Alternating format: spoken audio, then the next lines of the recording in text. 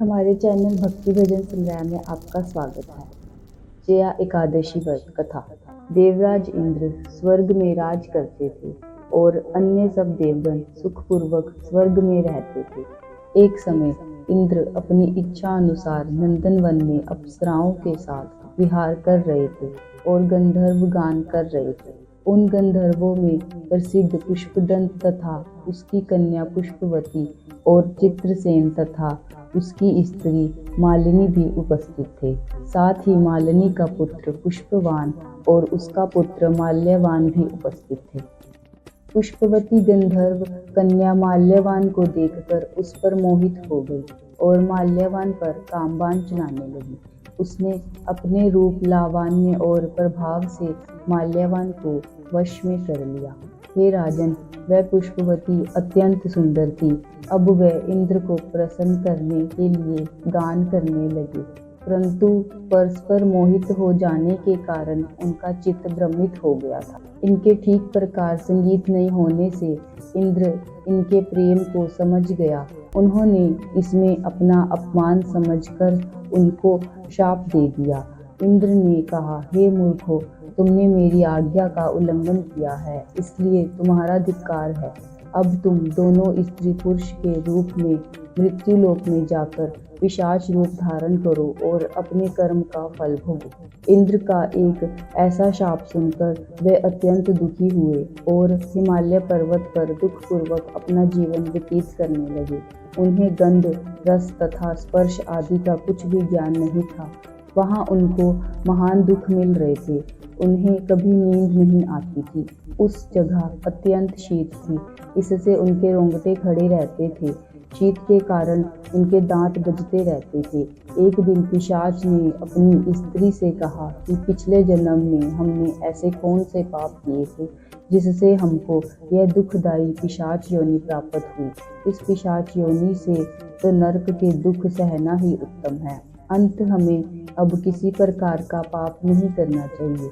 इस प्रकार विचार करते हुए वे अपने दिन व्यतीत कर रहे थे। दैव्य योग से तभी माघ मास में शुक्ल पक्ष की जया नामक एकादशी आई। उस दिन उन्होंने कुछ भी भोजन नहीं किया एवं शुभ कार्य किए, केवल फल फूल खाकर ही दिन व्यतीत किया और सायंकाल के समय दुखी अवस्था में पीपल के वृक्ष के नीचे बैठ गए। उस समय सूर्य भगवान अस्त हो रहे थे। उस रात को अत्यंत ठंड थी, इस कारण वे दोनों शीत के मारे अति दुखी होकर मृतक के समान आपस में चिपटे हुए पड़े रहे। उस रात्रि को उनको नींद भी नहीं आई। जया एकादशी के व्रत और रात्रि के जागरण से दूसरे दिन प्रभात होते ही उनकी पिशाच योनि से उन्हें छुटकारा मिला। अत्यंत सुंदर गंधर्व और अप्सरा की देह धारण कर सुंदर वस्त्र भूषणों से अलंकृत होकर उन्होंने स्वर्गलोक को प्रस्थान किया। उस समय आकाश में देवता उनकी स्तुति करते हुए पुष्प वर्षा करने लगे। स्वर्गलोक में जाकर दोनों ने देवराज इंद्र को प्रणाम किया।